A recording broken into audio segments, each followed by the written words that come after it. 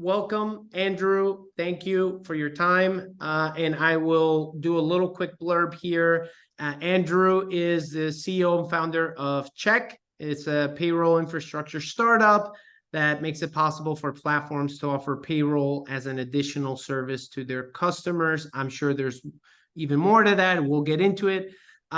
Check is backed by Stripe, Index, Bedrock, a bunch of rockstar companies, investors. Andrew previously co-founded and was CTO of Oyster, the Netflix for book services. It was acquired by Google in 2015, and where he worked on Google Play products before starting Check. So as always, there's a lot to unpack and very little time. We'll do our best. Andrew, officially welcome. Thank you. Thanks for having me. Excited to be here today.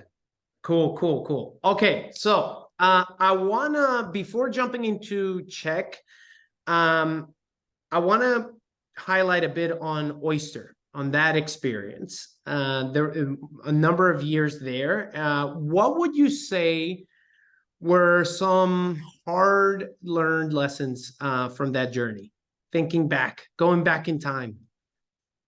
Yeah, for sure. So a little bit of background. Started my first company, Oyster, back in 2012, and we ran it for about 4 years. The company fundamentally was an ebook subscription service. So think about what Spotify has done for music, or what Netflix was doing, for movies and TV at the time. We were essentially trying to do the same thing for books, and nothing like it existed at that point in time. There's now services like Kindle Unlimited that do similar things, but none of that existed back then. And so a huge part of what we had to do there was actually go strike these deals with major publishers. And I started this with, two other guys. We were all 23, 24 at the time. And you can imagine, you're walking into some of these publishing houses are literally 150 years old. Like, these are really old school companies, and some of them are frankly just super literary and traditional as well. And so trying to say, hey, there's a new business model out here that can benefit you. Maybe you don't want to be entirely dependent on Amazon and the ebook space. It was a hard pitch to make in the beginning. We ultimately, got them over the hump, and it's been hours walking you through tactically how we did that. But I think, one of the while I'm proud of what we were able to ultimately do there, I think actually one of my biggest takeaways, biggest lessons from that is I think those deals were actually too hard. I think it would have been smarter for us to recognize that actually structurally, it was a tough industry to be in, being a middleman between these publishers who didn't really want you to exist in the first place, and then consumers on the other hand who generally weren't reading that much to begin with. It was a tough market. And so that certainly influenced how I've thought about future ventures going forward. That's fascinating. So looking back in time, you're like, I don't think I would have gone that direction. Have you thought about, what would have been better with, even within that same business model? Would there have been any other route, or not really? It's tough to say. I think Kindle Unlimited, which I referenced earlier, has done it best. And really the key distinction there is almost all of their content is self-published content. And it's content that they basically are having through their system. And as a result of that, the rights are structured differently. So basically they ensure that as Amazon, they're able to keep a particular percentage of the funds. And they're basically paying out a pool of funds to all of the authors who are, contributing their work. That's a model where the economics makes more sense. And from a content creator author perspective, these are generally less well-known folks anyway. And so for them, it's kind of all upside, all gravy. And as especially an unlimited subscription platform, a huge amount of your value comes from what demand you can create. So, the author that's already able to drive demand, they don't really need you. On the other hand, it's the unknown folks. So if you can drive folks to their work, actually, it can be a really great, win-win proposition there. So I think that's sort of the right way to do it. And getting there is very hard. Even most of the big streaming services generally haven't quite gotten there. They're all trying and have, challenges to various degrees. So I think that's really the right way. Could we have done that as an independent company? And especially competing with Amazon, Head Start, they had in ebooks, really hard to say. I tend to think probably not. But structurally, that's how I'd want to do it. Did you ever have to pivot or iterate from that original idea, or was Oyster already a pivot from something else? No, for better or worse, really both companies I've started have been pretty much like pick the idea and run straight at it. I don't know. You could Wow. describe me as maybe stubborn and hard-headed in that regard. I don't know. Maybe disciplined would be the more positive way to look at it. But no, in both cases, we really said, "Hey, we have an idea of how the world should work. We're pretty confident in this." And I think both Oyster and we'll talk more about Check were rooted in an insight around sort of a market dynamic and a gap in the industry that needed to be filled. And we've said, hey, I think in both cases, these are going to be hard businesses to build and create. A lot of people we think would be scared away from them. They're actually fundamentally really difficult to kind of test and iterate your way into, which is actually in a lot of ways like its own moat. It keeps kind of other folks out from competing with you. And so now we picked it and we're kind of full steam ahead. Did you fundraise for Oyster? We did, yeah. We raised, forget the exact amount, but 2 or 3 rounds, probably 17 million or so, roughly in total. Founders Fund was probably our biggest name backer. Wow, very cool. We'll jump into some fundraising questions later on, but I was just curious about that one. I'll include it in those questions. So let's jump into Check. What problem is Check solving? Yeah. So fundamentally, the way to think about what we do is we are making payroll much easier to access and run for your typical local small business. So basically, don't think about companies like ours or other startups. Think about someone who's running the coffee shop that's down the street from you or the ice cream shop that you like to go to when it's hot in the summer. For those folks, maybe they have 5, 6, 8, 10 people working for them.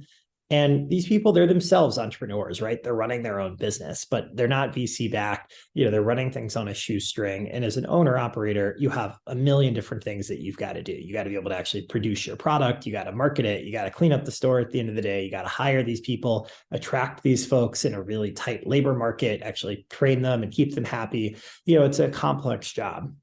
If you rewind to kind of how the world worked prior to Check getting started, most of those folks, we've kind of gone through 2 transitions. Like 10 years ago, most of them were basically running on pen and paper. These were offline, old school businesses. That's really changed over the last 5 to 10 years, and especially accelerated during COVID, where most of them now have adopted some sort of digital tool to run on. A good example is Homebase, which was our first partner. They're a time tracking and scheduling tool for these small businesses. So if you want to go and sign up for Homebase, you're able to actually, instead of literally putting a piece of paper on the wall saying Andrew's going to work on Monday and Alejandro is going to work on Tuesday, you can do that all in their app. What Check does is we make it where instead of having to use Homebase for scheduling and then go sign up for some legacy partner to run payroll for you, we do it all in one place. And so what that means is now Homebase can offer Homebase payroll, and you can get it directly, built into their service, which saves you a bunch of time, energy, and effort. You're not searching for another vendor. Those folks understand your business at its core. Each of our partners is building payroll for different types of demographics and industries. And so you end up with a system that, one of my favorite stories is one of our partners had a customer run payroll from the back of his horse in the middle of the Texas prairie. So that's kind of how easy and simple, we're trying to make it for folks to be able to pay their workers. That's pretty crazy. How did you come across this problem? So I know that after Oyster, you went to Google. Was it related to what you were currently working on in Google, or was it completely separate? Yeah, not at all. It was totally separate. And honestly, if you had asked me probably a year before starting Check, or not even asked me, had told me that I was going to be running a payroll business, I would have kind of looked at you funny and thought you'd kind of lost it. Like in many things, I think it was a serendipitous set of circumstances that led me to the problem. the way we really first found it was actually in a very customer driven way. So we happened to be very close with the folks at Homebase, who I referenced earlier, who was our first partner, and really were able to kind of see the world through their eyes and understand why actually kind of before we had ever started up, they wanted to offer payroll. They were basically looking for exactly the solution that we have now built, and it just didn't exist. So that was an amazing customer signal that, So it was hey, literally a conversation, and I'm guessing the founders, you had a good relationship with the exactly. founders, and they're like, Yep. hey, what's up, buddy? What are you up to? And it's like, yeah, we need this payroll. Exactly. And I think in B2B markets, especially like enterprisey B2B markets, that's often the best way to do it, right? You want to solve a problem. And a lot of companies come from solving your own problem, but I think in a lot of ways, an even better way is solve the problems for, your friends and contacts and colleagues, especially ones who say, hey, yeah, we want this. It doesn't exist. If you build it, we'll sign up and pay you. That's a pretty powerful signal. And so that was the whole impetus. How did you, when this happened and you said, you know what, that if it's happening to them, it could be happening to others, and you decided to get started on Check, do you remember what did you do for your first client? Like, how did you sign up that first client? How did you realize, like, maybe it's through the partnership, how did that look like? Yeah. There's a couple of different layers, I guess, to this question. First of all, as I said, we really found the whole opportunity through our first partner. And so for that reason, it was almost the opposite. It's like we found that first customer and then we decided to start the company around it. So, it was a little bit different in that regard. That said, like, it sounds straightforward in retrospect, but like, building payroll is complex, which is really the reason we exist. It's a hyper local industry. There's thousands and thousands and thousands of taxes all across the country that you have to support. Building a payroll company that works in like one state doesn't really do anyone any good when your customers are, national software companies. So even with kind of the pre-work we had done, it was probably a year to a year and a half after starting the business before we had our first actual signed contract with someone to get up and running with us, because until that point, we just didn't have a real product that they were going to be able to use. So, that was the journey. But even from there, even beyond just starting from that first partner, we knew we needed to validate the market more and find others. Obviously, you didn't want to start a company with one product, and so you have that one client. Yeah, exactly. And so we really pounded the pavement. It was a matter of you work your network, but you also go and do a bunch of research. You Google and try and find the list of, for us, vertical SaaS companies and workforce management companies that are out there.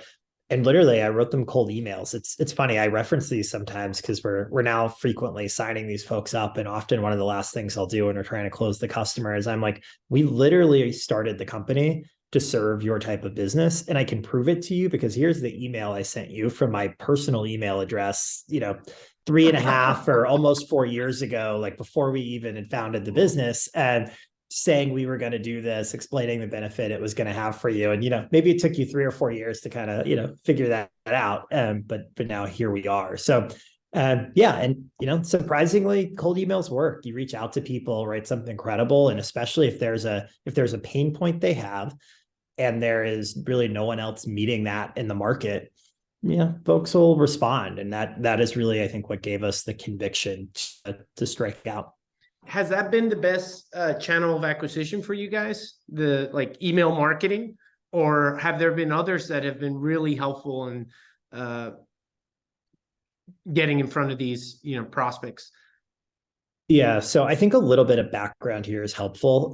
Check is a pretty concentrated business. In our partnership model, we have a real leverage model where each of our partners often serves anywhere from thousands to sometimes hundreds of thousands of small businesses. What that means is our smallest relationships with our partners are typically, call it, in the hundreds of thousands of dollars, and the biggest ones are, millions, and within time will be tens of millions of dollars. So we're not the type of business that needs even hundreds of customers, much less thousands. We need really dozens of really, really good partners. So with that in mind, I would say traditional marketing isn't really how we go about things. Our single best source of new customers has been really referrals, both from existing customers and from largely the venture community. Those folks are invested in many of the best companies. Check is really a new revenue opportunity for the companies that we partner with. And so investors will often be on the board of one business, see payroll really working for them, and then start to, recommend all the other companies in their network that we work with them as well. When you say a revenue opportunity, is there what normally happens for them? Yeah. So typically the way this works is that a company, I'll take actually another customer of ours, Miter, as an example. They're a vertical SaaS company in the construction space, serving contractors. And for them, basically payroll is another product that they offer. And it's something that you're able to charge more money for than for, your core product line. And so that's pretty typical for all of our partners. And so there's sort of this triple benefit where payroll is kind of one of the most core services for these businesses. And so you really establish yourself as the system of record when you offer it. As a result of doing that, payroll is very sticky. And so typically it reduces churn across all of your product lines, not just your new payroll product line, which can be really powerful. And then third, you typically are able to charge for it. This is typically a line item that every company is spending money on regardless. So it's a kind of share of wallet play. And so it can increase top line as well. Very cool. As you began signing up and building these partnerships, what do you believe the role of a CEO founder should be as your team grows? On top of that, what are certain obstacles that, if you could go back in time and tell yourself as you see a company growing, like, make sure to keep this in mind and make sure to keep this in mind. But for that first question, what do you believe the role of a CEO founder should be as you're growing your team? Yeah, it absolutely varies by stage. So let me take those early, that first couple of years, let's say. In that stage, I think really it's all about momentum. Your company is default dead, right? It doesn't exist in the world yet. And you're really trying to will the thing into existence. And so more than anything else, you've got to be able to do that.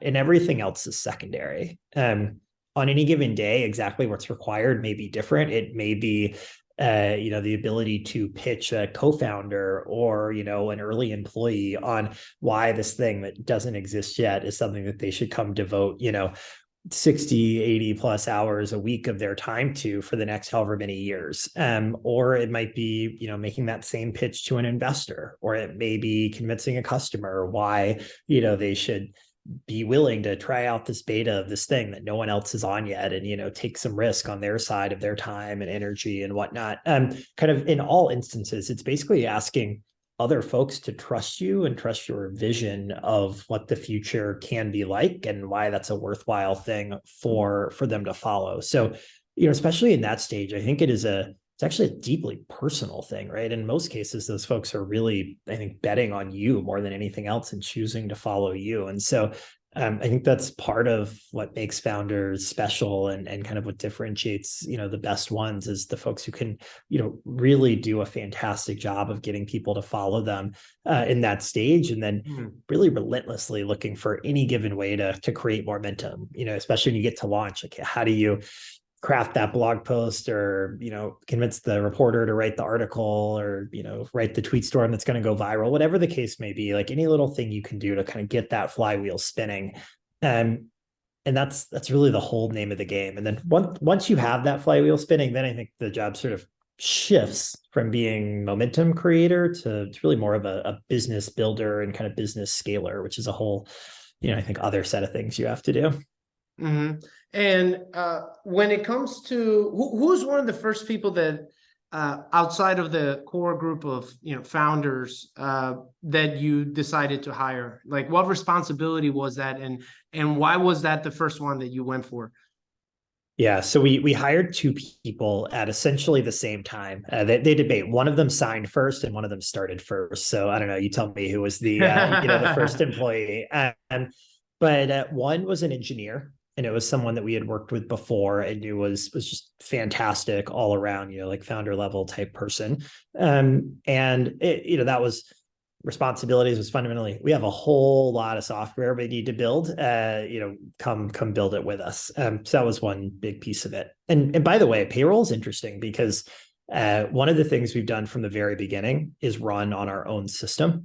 So we refused to pay ourselves until we had built enough of it out that that we could actually run some volume through it. That's a great way of speeding up having it get developed. Totally, truly, you learn so well, and so and it helps when myself and my co-founder Vivek, our CTO, are both technical, but still, we were both in New York, and our first engineer Ian was out in California and San Francisco, and so we said basically his first project was, hey, you want to get paid, you got to add support for California. So that's pretty good motivation to kind of learn the rules and regs and everything, and get it built out. So that was employee number one. Employee two is a guy named Jim, who is basically our payroll expert. And honestly, we didn't come from the industry, so I didn't even really know all the terms and quite what to look for then. But basically, this was someone who had grown up in the payroll industry, worked in the traditional payroll company for a long time, learned the ins and outs of it through their training and by doing customer support.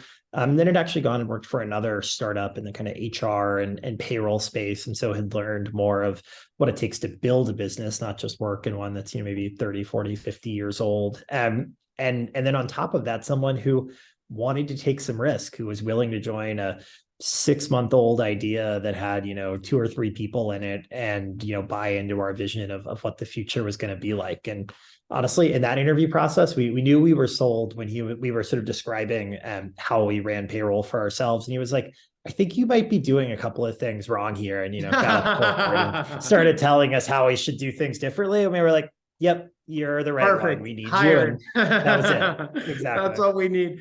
Very cool. I love that. I love that because you didn't come from that space, that hadn't been your industry, that, the second or whatever, first hire was someone from that space. And I mean, was their role literally just that? It was kind of, I guess, operations, right? Like what should be implemented, what shouldn't within the product itself, or? Yeah, exactly. And Jim now runs payroll operations and support for us. So it's grown over time. But yeah, I mean, in the earliest days, it was a lot of things. It was certainly everything operational, everything support oriented. It was also a little bit companies call it different things, but sort of product analyst. We're building something out. Is this working in the right way? Like a little bit of product management, that sort of thing. In a small team, everyone's doing kind of anything that you can figure out. And that was definitely the case there as well. And I just add, like, this is definitely a theme, by the way, across both of my companies. I was not a publishing or books expert when I started Oyster. I was definitely not a payroll expert when I started Check either. And in both cases, one of the first 5 people we've hired in the company has been someone that has come, from the industry and has pretty deep expertise there. And I think it's a really crucial, important hire to make. It's also one that you got to make sure to get right. It can lead you also in the wrong direction if you hire the wrong person as well. In Oyster, was that first individual also someone that shared a similar trait, which they would tell you what you were doing wrong? Like, was that something also that you looked for?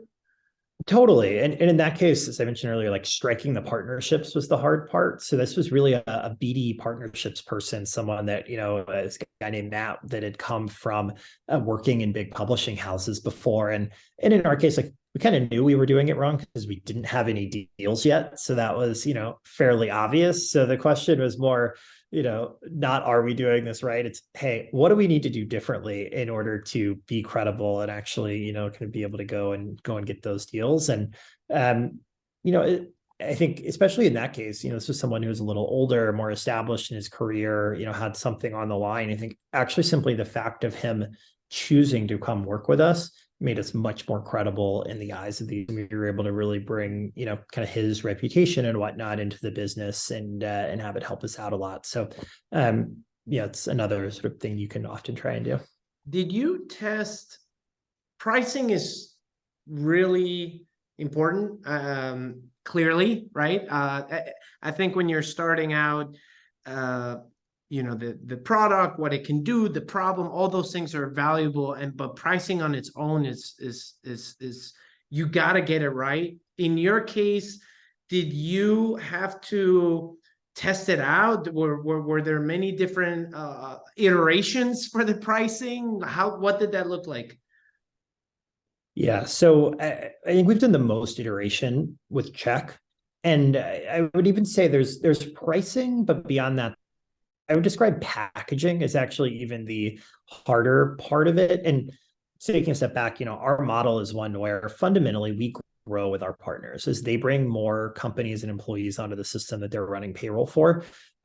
We make a little bit of money, I think a few bucks from kind of each of those employees. So and then we knew that early on. The business model was relatively straightforward. Even the pricing was, there was a pretty tight bound on it because we're essentially cost of goods sold for these folks. And there's a lot of payroll companies out there.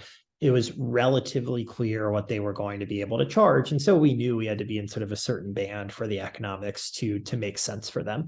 We still, analyze that. And it's I think an interesting long-term strategic question for us. But anyway, like even with a lot of that figured out, the packaging around it has had to change over time because on day one, you don't have a payroll business yet. So you're not paying us anything. And we might have to work with you for a while to help get you live. Like, should we charge you for that? How should we do that? How do we align those incentives? We've done everything from basically give out API keys like they're candy to charge, really substantial, call it tens of thousands of dollars a month, type of fees, basically, just to work with us. And it's been a evolving process there to find the right ways to really align incentives in a partnership where it's not just hey, let's kind of see if this works, but say, hey, we're making a big commitment to really work together. We're going to acknowledge that commitment while also recognizing that, what we're both aiming for is a lot of upside above and beyond kind of these initial starting economics. When you were able to obviously fundraise for both Oyster and Check, what advice would you give your younger self when it comes to fundraising? Yeah. So I'll say, first of all, I think in both cases, we've been quite fortunate and successful in our fundraising journey. And so it wasn't like at Oyster, it was a giant slog. And I'm like, hey, here's the all the things that I would do differently. Was that because of the traction? Was that because of was it the right timing already for you to when you decided to fundraise? You had a pretty clear illustration of you were already in a rocket ship, or what was something that really there were it for probably our second round that was true. I think in the earlier days it really came down to team connections and kind of execution, probably in that order. And I think to some degree that's been true. It's in the early days here at Check as well. But number one, I think across both companies I've started, we just had really, really awesome founding teams. And you can look at that. Myself, my two co-founders from Oyster, I now run Check. My other co-founder runs a large venture firm, and third one runs incubations for another large venture firm. We've kind of all gone on to do pretty successful things, and I think folks looked at that and saw that and said, "Oh wow, these are three really talented young guys coming together to do this. Like we want to bet on them." So that was really, really helpful. And truly, probably your co-founders are probably equal to your market, like the most important choice that you're going to make. And investors know that and read into it. And make no mistake about it, like investors are going to hardcore analyze, like, who is your co-founder? Why are they your co-founder? How did you pick them? It's a critical thing that any great investor is going to think about. So that was number one. And then two, and in the early days, I'll give my co-founder, Eric from Oyster, credit here. He was just great at being kind of networked in with VCs, knowing them, and beyond just it's not like a show up at a happy hour sort of a thing. He had like forgone, high paying jobs in finance and other places to take like unpaid internships at startups, and over like a multi-year period, really like get to know these folks and work with them and kind of prove himself. And so it'd become a little bit of a known commodity in the industry, even, really early on in his career. And so that really helped us there. And then for Check, I mean, as a second time founder, especially with, a reasonable amount of success in your first company, I mean, it's just much easier. In particular, actually, Eric, as I mentioned, started a venture firm, so ended up leading our first 2 rounds here, and we co-founded Check together. So we kind of had You had an secret in leg with up, I Eric. guess. Yeah, exactly. That's really funny. And did for Check, did you have another co-founder? Was there any correlation or like working in the past with that co-founder, or what was that? Totally. Yeah. So there were 3 of us. So it was myself, Eric helped co-create the concept. So isn't operationally involved as a board member, lead investor, and co-founder in Check. And then our third co-founder is Vivek, who is our CTO here. And he was the second engineer I had hired at Oyster. So by the time we started Check, we had already been working together for, I don't know, 6 or 7 years or something at that point. And I think you said it best in the early days, like, part of what gave us conviction in working together, obviously we respected each other and believed in each other, but more than that, we'd really seen each other at our best and at our worst. No one's perfect. Like, people make mistakes, they get angry, everything. But like, we had one couch in the we had 2 couches in the Oyster office, but only one of them was comfortable.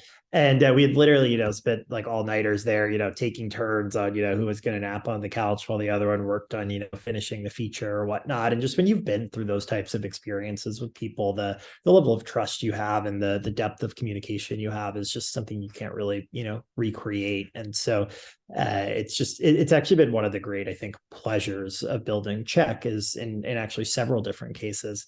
We've been able to have folks from, prior experiences come and join and, kind of get the band back together, if you will. And it's just been super fun as a result. Are there any blogs or any type of content that you recommend, or even YouTube channels, something that you enjoy, you're constantly consuming, you see it bring tons of value for you in the past? Anything to recommend? It's a little bit of a hard question to answer. And then I think like, there's no shortage of content out there today. Like there's, tremendous, kind of like, in a way that 15 years ago was just totally different. There's such a big, building and public ethos. So many VCs are publishing great things. So I don't know that I have a diamond in the rough recommendation, but what I will tell you is that certainly, before starting Oyster, and frankly, through the first 5 to 10 years of my career, I was pretty content obsessed. Like I, listened, watched, read, whatever, to pretty much anything I could get my hands on, from, the blogs of, all the, big name VCs from Fred Wilson on down to, the, both business and startup podcasts, whatever it might be. I remember back in the day, there was like a Stanford class, like iTunes series that they would publish that was really good. And so like, anything and everything basically. And I think that actually really did helped ground me a bit in like the history of the industry and how these companies were built, some of the stories of how, things like this, I think kind of some tips and tricks of what worked for folks and what didn't, but also crucially, kind of the volume of it was high enough that you were able to realize that actually there was no basically consistent piece of advice that worked for everyone. And I think in general, if you're not like deeply engaged in the business, like there is so much sort of domain specificity to things that, kind of generic advice is hard to take. But I think if you kind of listen and sort of, engage with enough stuff, you can definitely start to recognize patterns, and in certain situations, what might be helpful to know here and how might I want to respond to it. And that for me, what became really useful. To be honest, the last few years though, like Check's gotten to a size and a scale where I'm sort of consumed enough by it that in my remaining free time, I kind of have basically sworn off of other startup oriented content. So I'm like, all right, this is what I do all day anyway. I need something else in my brain. Oh, that's funny. And I'm gonna open this up for Q&A, but one last question here, specifically around discovery calls. So when you are having a conversation with someone that could be a new customer, a new partner, are there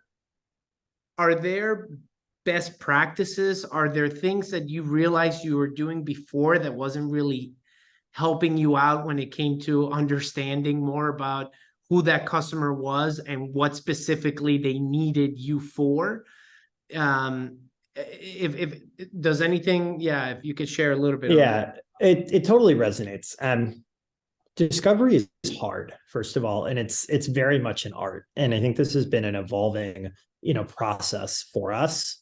It is, in my mind, I think, like, I personally and we as a company have done this best when we have embraced being deeply curious. And so what I mean by that is, in the earliest days, like, I couldn't just sell you what we had sitting on the truck. And so, like, I didn't come into a meeting with, hey, check is so amazing, here's like why you should use this. I came with, hey, I think the world could work differently in the future, but mostly I want to learn about your business and your problems and ask you a bunch of questions about them and see if those two things match up. And so I think it is really that mindset of, even once you do have something to sell, not leading with, what you have, but actually rather who they are and what business problem they are trying to solve, that it's been the difference for us. And whether we're having, really successful calls versus not.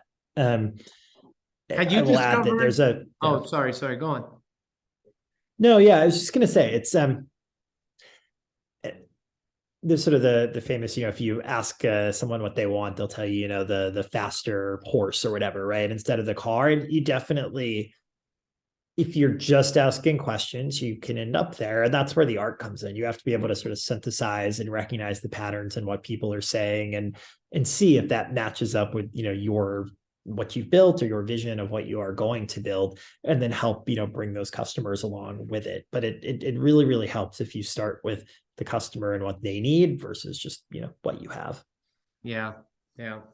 Makes a ton of sense. Andrew, thank you so much. Again, really appreciate it, man. Congratulations on what you're doing. And if there's any way that I can be of help within what the community that we have, please let me know. I'm more than happy to do so.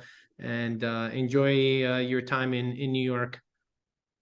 Awesome. Thanks, Alejandro. Appreciate the invite. It's an awesome community. So thanks for spinning it up, and thanks for inviting me.